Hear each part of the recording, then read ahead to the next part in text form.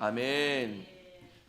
하나님이 내버려 두실 때라는 제목으로 하나님 말씀 증가합니다. 말씀을 통해 하나님의 뜻, 하나님의 교훈을 마음으로 받으시고 삶으로 하나님의 뜻을 이루시는 저와 여러분의 복된 삶이 되시길 바랍니다. 제가 자란 곳은 경북 경산입니다.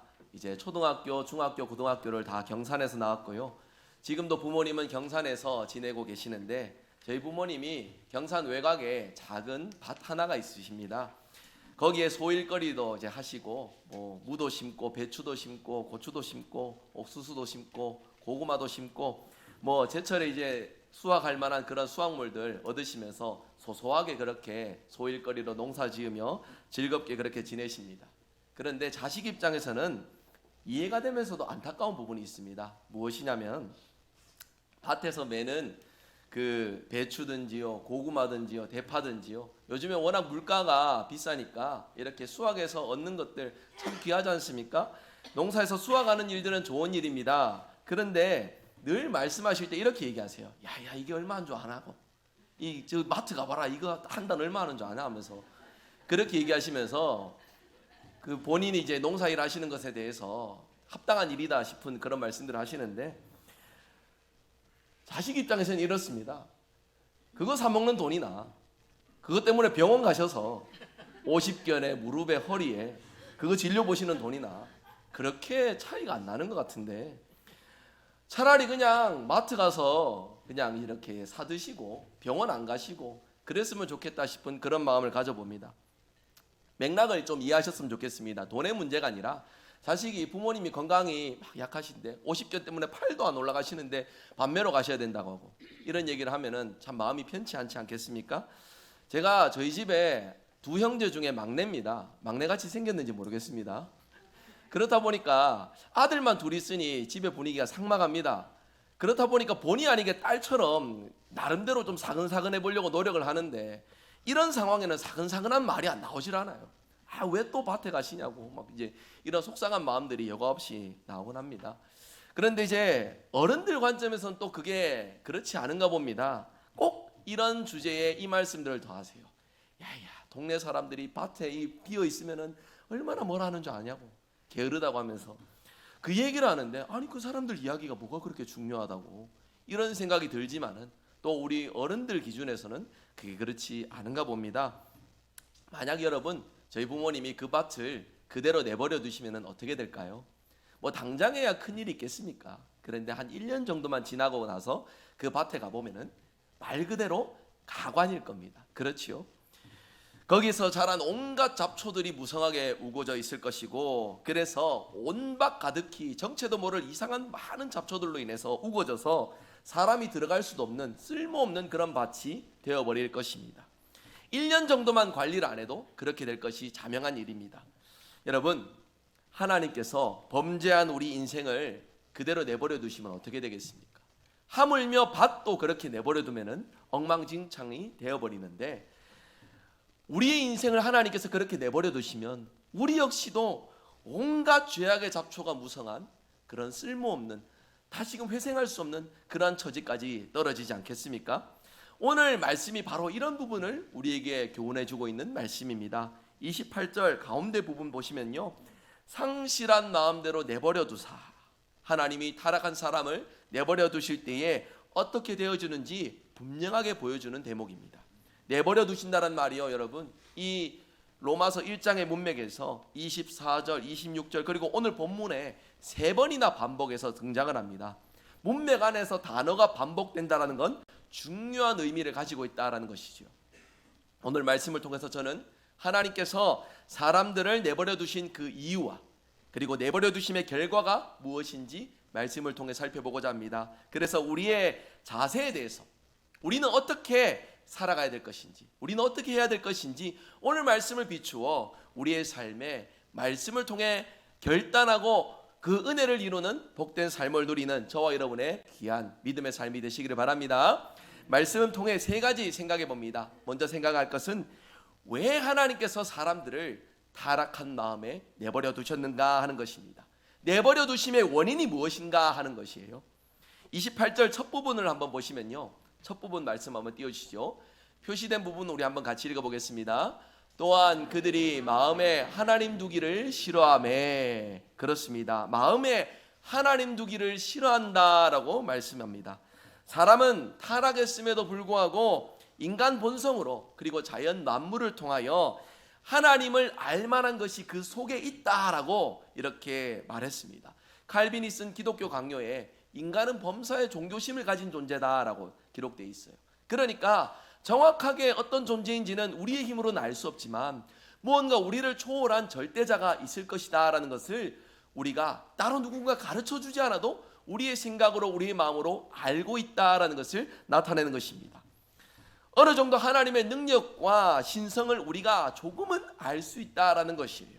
그런데 사람의 마음에 하나님을 아는 지식을 두기를 싫어한다라고 말씀하고 있습니다. 하나님을 마음에 두지 않고 마음 한구석으로 밀어내고 싶은 마음, 여러분 바로 이것이 인간의 죄악된 본성이다라고 하는 것입니다. 죄인의 가장 첫 번째 특징은요, 하나님을 마음과 생각에 두기를 싫어한다라는 것이에요. 하나님을 마음과 생각에 두기 싫어하면서 자연스럽게 나 자신이 필요한 것, 나 자신이 원하는 것들이 앞서면서 그것이 마음으로, 행위로서, 의식으로서, 삶으로서 나타나는 우리의 모습들이다라는 것입니다. 단적인 한 가지 비유가 있습니다. 여러분, 예수님이 비유하셨던 내용 중에 탕자의 비유 다들 잘 아실 것입니다. 탕자는 아버지의 간섭, 아버지의 말씀, 아버지의 지도를 받는 것을 싫어했습니다. 그래서 어떻게 했습니까?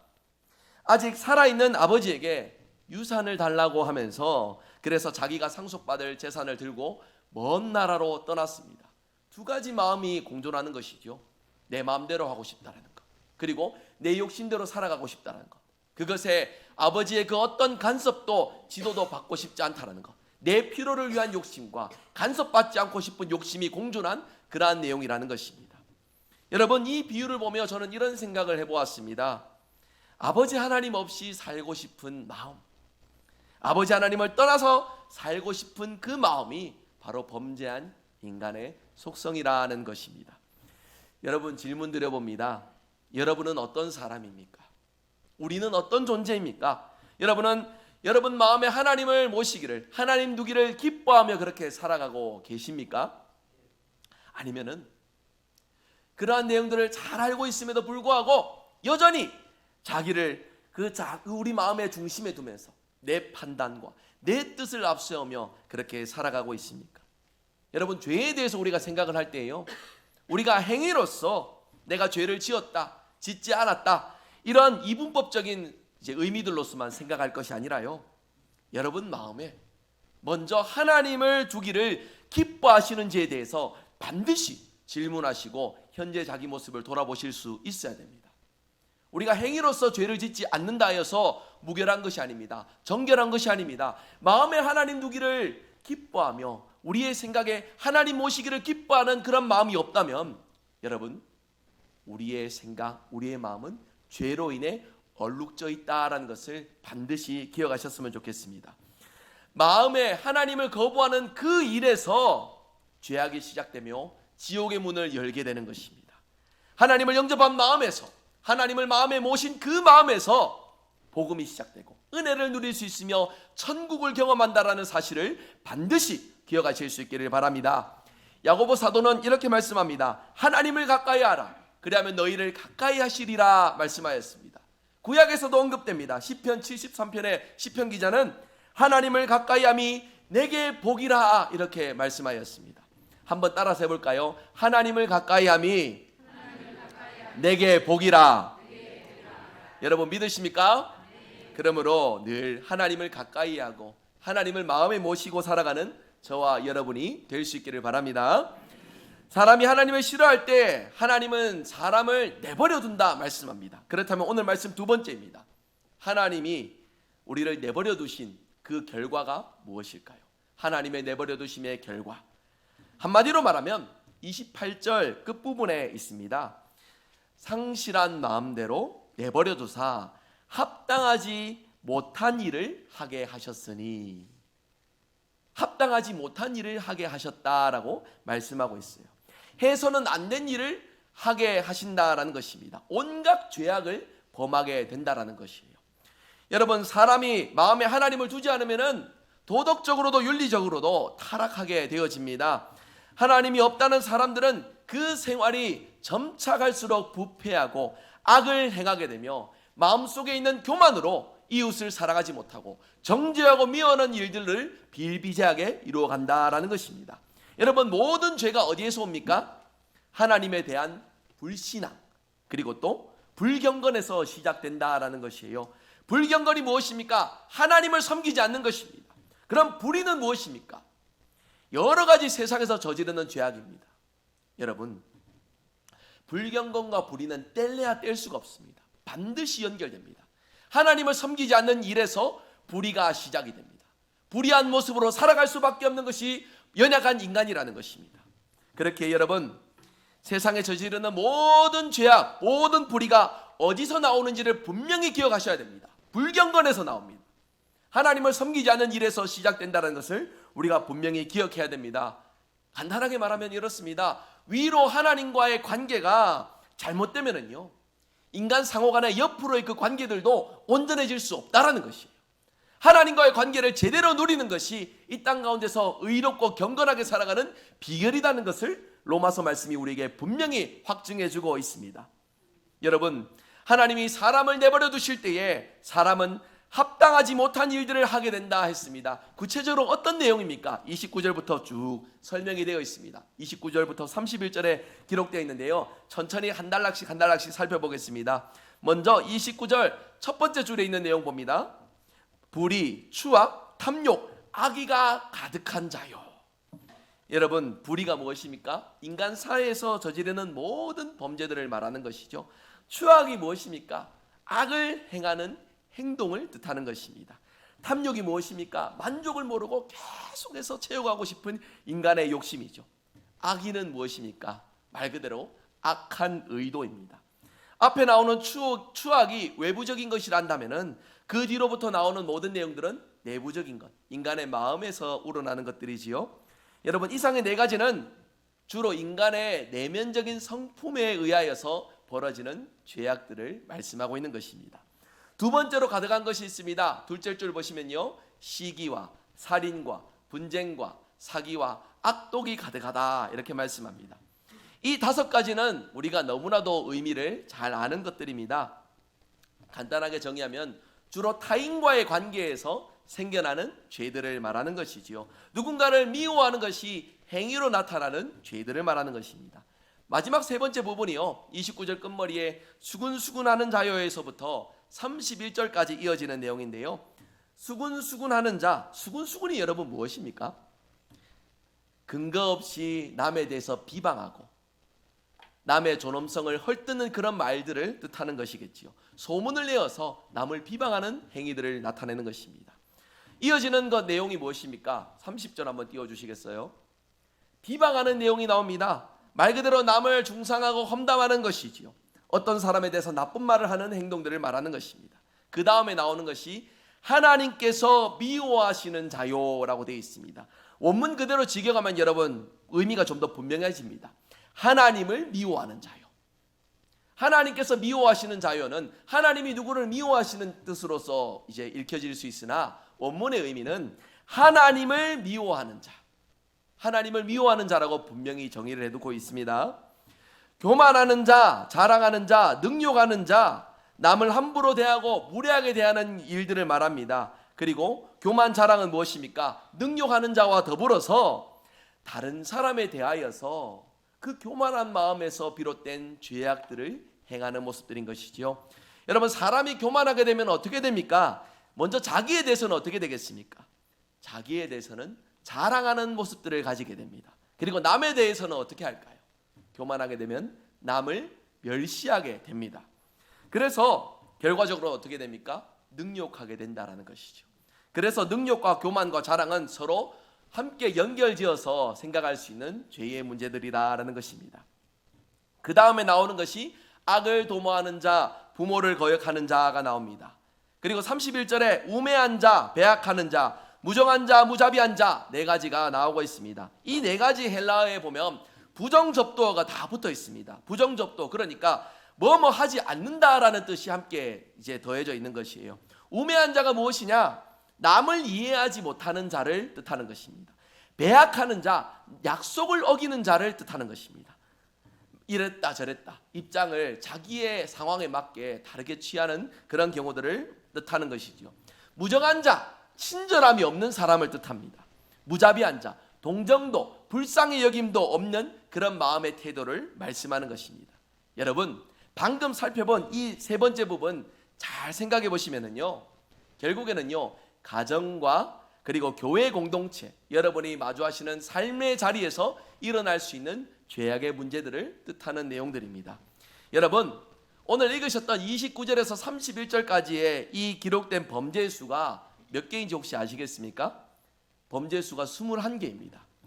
21개의 범죄는요, 성경에서 이 짧은 부분에서 연속적으로 죄를 열거하는 것 중에 가장 많이 나오는 내용이에요. 성경 66권 중에 짧은 부분에서 21가지의 죄를 연속해서 기록하는 부분은 이 로마서 이 부분밖에 없습니다. 그러면 이 21개의 죄의 목록이 인간의 짓는 모든 죄를 다 망라하는 그런 것들일까? 여러분, 그렇지는 않습니다. 우리가 이거 말고도 여러분 짓는 죄들이 얼마나 많습니까?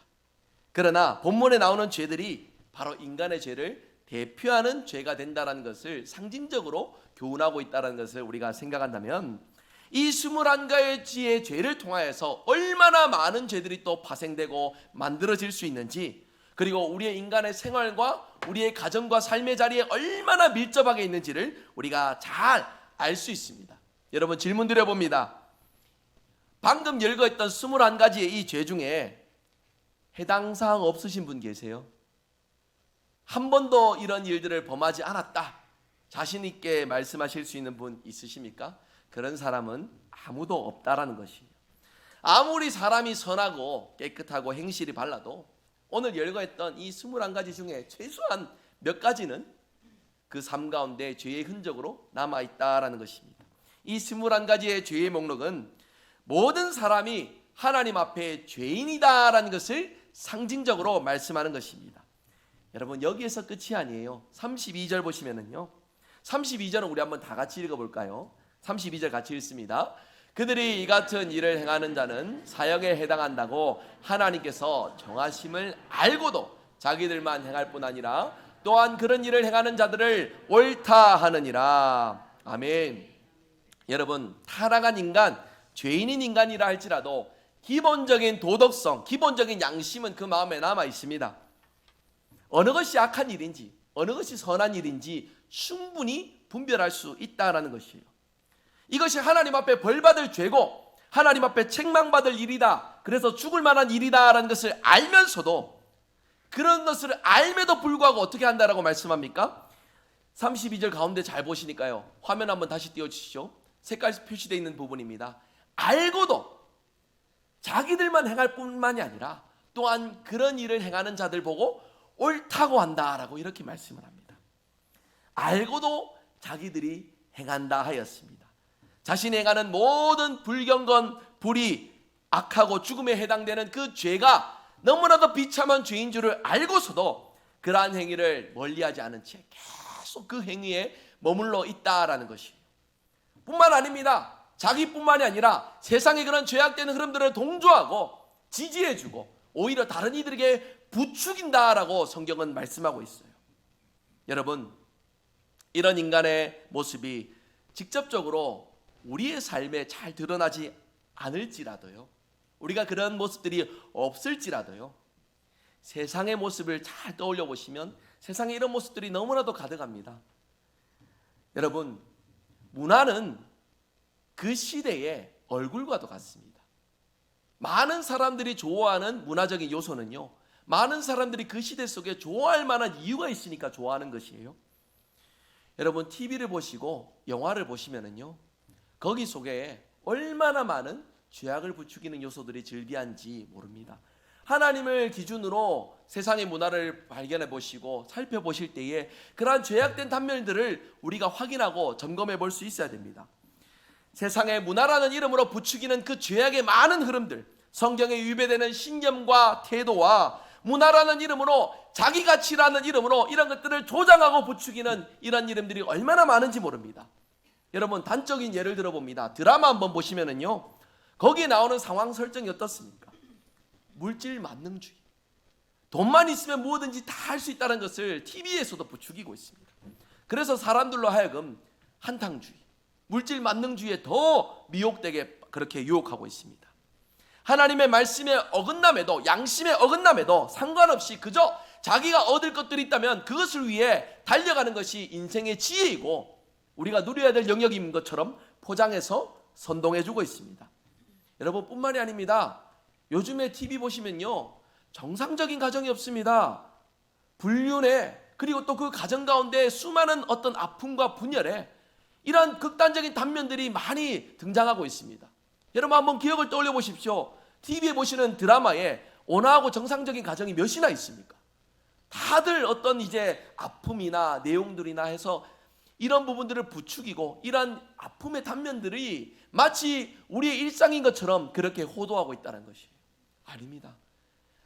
혈연으로 묶여진 우리 가족, 하나님께서 교회 이전에 먼저 세우신 가정을 더 사랑하고 인내하고 포용하는 것이 우리 성도의 의무이거늘 세상은 그렇게 묶여진 가족 안에서도 미워하고 하나 되지 못하는 그러한 이유들이 선명하게 TV 속에서 우리의 삶의 단면인 것처럼 그렇게 조장하고 부추기고 있다는 것입니다.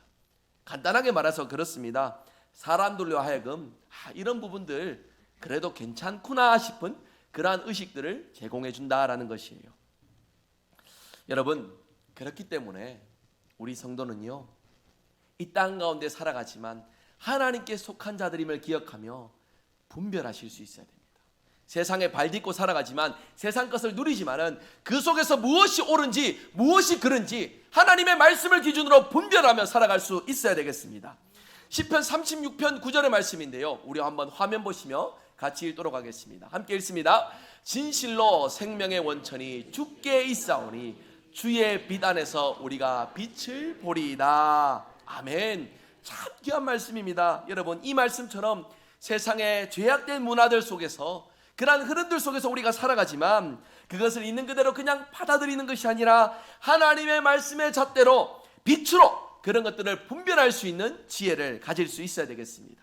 제가 지금 안경을 쓰고 있는 것처럼요, 안경을 쓰면서 제가 여러분을 보듯이 하나님의 말씀의 안경을 통해서 세상을 보실 수 있어야 됩니다. 무엇이 그런지, 무엇이 하나님이 기뻐하시는 일인지 분별했다면 분별하신 그 자리대로 우리가 판단한 그대로 믿음으로 살아가는 일에 우리가 힘써 믿음으로 나아가야 된다는 것이에요. 하나님은 세상 속에 우리가 있지만 구별되어진 자로 살아가라 말씀하십니다. 성도라는 이름이 바로 그렇습니다. 구별된 자라는 뜻입니다.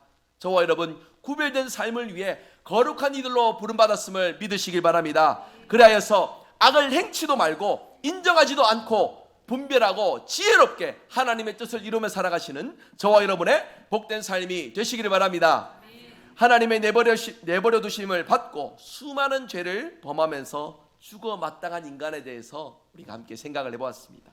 그렇다면 여러분, 이제 오늘 말씀 세 번째입니다. 우리는 어떻게 해야 되겠습니까? 이제 이 말씀 앞에 우리는 어떻게 해야 될지 간단하게 세 가지로 요약해서 권면 말씀드립니다. 첫 번째입니다. 화면 한번 띄워주시죠. 한번 같이 읽어볼까요? 믿으십니까? 이것이 유일한 하나님의 구원의 방법이고 하나님의 심판에서 죽음에서 벗어날 수 있는 유일한 길임을 여러분 믿으시기를 바랍니다. 여러분, 하나님의 아들 예수 그리스도께서 내 모든 죄를 대속하시어 십자가에서 죽으시고 부활하시어 참된 구원을 이루어 주셨다라는 이 복음의 진리를 여러분 믿으십니까?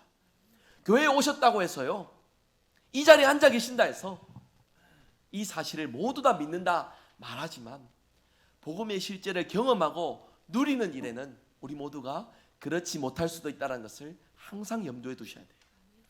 우리 다 잘 알지 않습니까? 신앙생활 오래 하면서 예수님을 믿는다는 건 너무나 분명한 일입니다. 조금 더 이 부분을 깊이 있게 말씀드릴게요. 예수님을 믿는 자는요, 매일의 삶 속에 예수님의 도우심을 구하는 자입니다. 여러분, 이 부분을 두고 한번 자기 자신에게 비춰보십시오. 내가 예수님을 믿는다 말하면서 매일의 내 삶에 주님을 의지하고 주님의 도움의 손길을 구하는지, 그렇지 않다면 내가 온전히 예수님을 믿는다 말할 수 없는 연약한 모습들이 나를 잠식해가고 있고 그 연약한 자리에 내가 머물러 있다는 사실을 반드시 기억하셔야 돼요. 예수님을 믿는다는 것은 예수님을 필요로 하며 예수님의 도우심을 구하는 우리의 삶이어야 한다는 것을 분명히 나타내주고 있습니다. 다시 질문드립니다. 예수님을 믿으십니까? 그렇다면 예수님의 도우심을 날마다 구하고 의지하며 살아가는 저와 여러분 될 수 있기를 바랍니다. 요한복음 5장 24절 말씀 한번 같이 읽어보겠습니다. 같이 읽습니다. 진실로 진실로 너희에게 이르노니 내 말을 듣고 또 나 보내신 이를 믿는 자는 영생을 얻었고 심판에 이르지 아니하나니 사망에서 생명으로 옮겼느니라. 아멘. 사망에서 생명으로 옮겨주신 주님의 도움의 손길을 날마다 의지하며 살아가시는 저와 여러분 되시기 바랍니다. 로마서 8장 1절도 같이 한번 읽어봅니다. 같이 읽겠습니다. 그러므로 이제 그리스도 예수 안에 있는 자에게는 결코 정죄함이 없나니. 아멘. 여러분 그렇습니다. 이제 우리가 예수님 안에 있다면, 예수님의 도우심을 누린다면 우리에게 결코 정죄함이 없습니다. 정죄함이 없나니 이 뜻이 무슨 뜻입니까? 당신은 10년 감옥형, 당신은 무기징역, 당신은 사형, 이렇게 죄목을 정하고 판결하는 것이 정죄겠지요. 여러분 오늘 읽으셨던 이 21개의 죄가 쭉 나오고 나서 마지막 32절에 무엇이 정죄가 되었습니까? 사형이 정죄가 되었습니다. 사형 선고가 되었어요. 그런데 로마서 8장 1절에 뭐라고 말씀합니까? 누구든지 예수 그리스도 안에 있으면은 정죄함이 없나니. 사형이, 이 정죄함이 사라진 존재라고 우리에게 말씀하고 있습니다. 교회에 오시지만 예수님을 믿는다 말씀하시지만 예수님의 도움밖에 나의 힘과 나의 능력으로 살아가는 일에 우리의 모습이 익숙하다면 이 시간 주님의 도우심을 구하시기 바랍니다. 주님 나를 기억하여 주시고 불꽃 같은 눈으로 나를 지켜주셔서 눈동자같이 나를 지켜주셔서 매일의 삶 속에 내가 주님을 의지하고 주님의 도우심을 구하는 나의 삶이 되게 하여 주옵소서. 이렇게 기도하며 주님을 더 의지하시는 저와 여러분 되시기 바랍니다. 두 번째는 죄악을 다 청산해야 됩니다. 예수님을 믿는다고 하면서 여전히 오늘 열거했던 이 수많은 죄악 가운데 머물러 있으면 될까요? 안 될까요? 안 됩니다. 예수님을 믿는다는 것은 죄와 멀어지기 위해서 발버둥 치고 몸부림쳐야 된다는 것이에요. 누구든지 그리스도 예수 안에 있으면 새로운 피조물이라 이전 것은 지나갔으니 보라 새 것이 되었도다 말씀하시는 주님의 이 말씀으로 우리는 새로운 피조물의 삶을 살아가야 됩니다. 옛적에 수많은 그 죄로 인해 얼룩진 그 헛옷은 벗어던지고 새 옷을 입혀주신 주님의 자녀다운 모습으로 우리가 살아가야 된다라는 것이에요.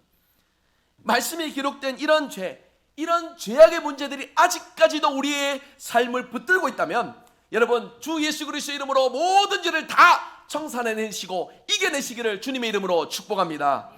그래서 이 죄의 목록들을요 한번 찬찬히 점검해 보세요. 여러분 자신과 관련된 것은 없는지 여러분 반드시 점검해 보셔야 됩니다. 탐욕은 없으십니까? 시기함은 없습니까? 누군가에 대해 수군거림은 없습니까? 비방하시는 일은 없고 능욕하는 일은 없고 교만하는 것은 없고 자랑하는 것은 없고 무정함은 없습니까? 늘 이 말씀 앞에 우리가 말씀의 거울을 통해서 나를 비춰보고 예수님을 믿는다 말하지만 내게 묻어있는 이 수많은 죄의 흔적들을 맑게 씻어주시는 주님의 은혜를 우리가 더 의지하며 죄를 이겨내셔야 됩니다. 머물러 계시지 말고 한 걸음 더 나아가 주님의 이름으로 죄에서 멀어지며 승리하며 살아가는 저와 여러분 복된 삶이 되시기 바랍니다. 이제 이러한 우리의 삶을 위해 다시는 죄의 문제에 빠지지 않도록 오늘 말씀 이제 세 번째, 우리는 하나님의 손을 굳게 잡아야 합니다. 우리 한번 같이 읽어볼까요? 죄에 빠지지 않도록 하나님의 손을 굳게 잡으시길 바랍니다. 여러분 이 고백처럼 저와 여러분 우리를 도우시는 하나님의 손길을 굳게 잡고 믿음으로 승리하시는 저와 여러분 될 수 있기를 바랍니다. 우리의 인생 연약한 인생인 줄 알고 더 하나님을 의지하면서 말씀과 기도를 통해 깨어 있어야 됩니다. 하나님이 원하심을 말씀과 기도를 통해서 깨달을 수 있어야 됩니다.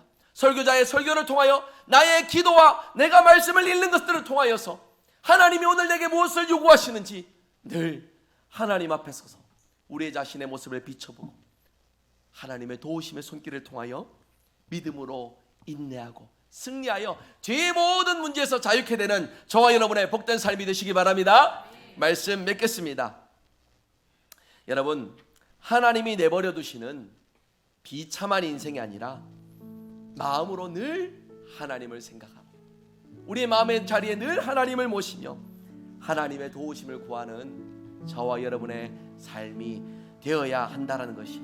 오늘 말씀은 이러한 부분을 위해 우리에게 분명한 사실을 교훈해주고 있습니다.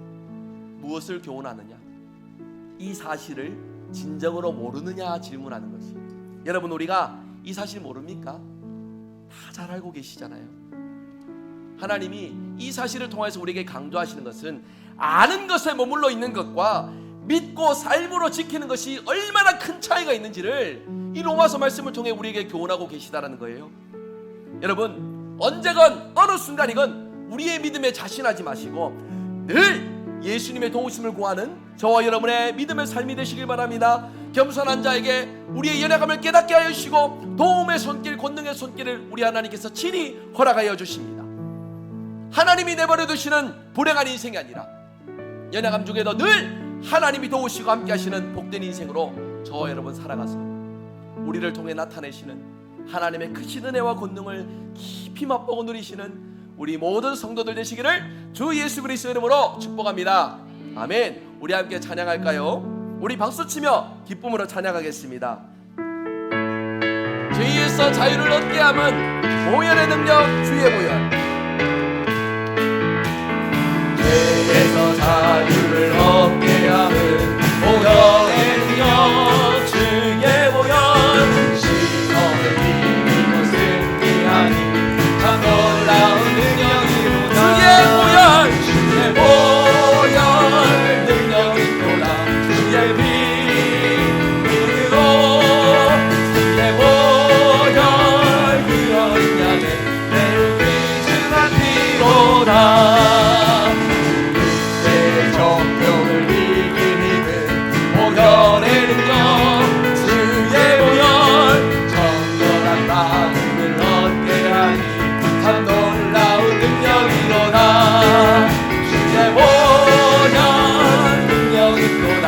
주의 피 믿으로 주의 보혈 그 어린 양의 매우 귀중한 피로다.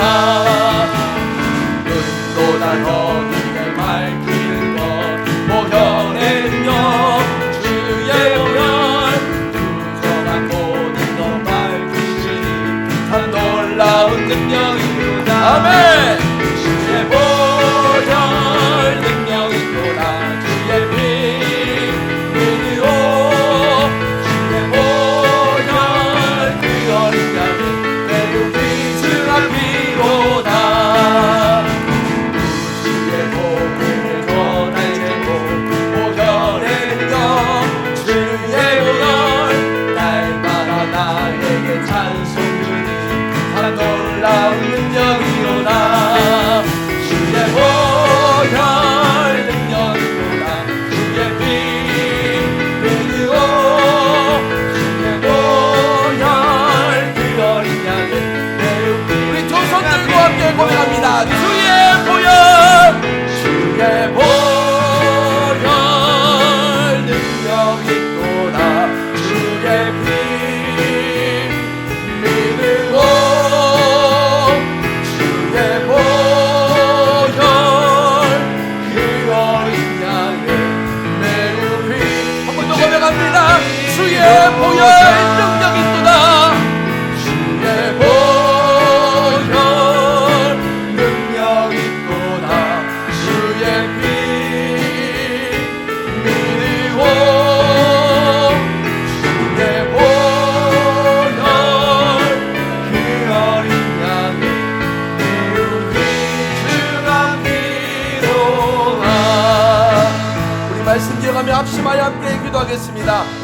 하나님을 마음에 두며 늘 살아가게 하옵소서. 세상의 죄를 따라 살아가지 않도록 하나님 말씀 기준으로 죄를 분별하며 살게 하옵소서. 예수님을 믿고 죄를 이겨내게 하옵소서. 죄에 빠지지 않도록 주님의 도우심을 그 손길을 굳게 붙잡게 하여 주옵소서. 말씀 기억하시며 우리 함께 합심하여 기도합니다. 기도하겠습니다. 하나님 감사합니다. 주신 은혜로 오늘도 함께 예배하며 하나님 신의 은혜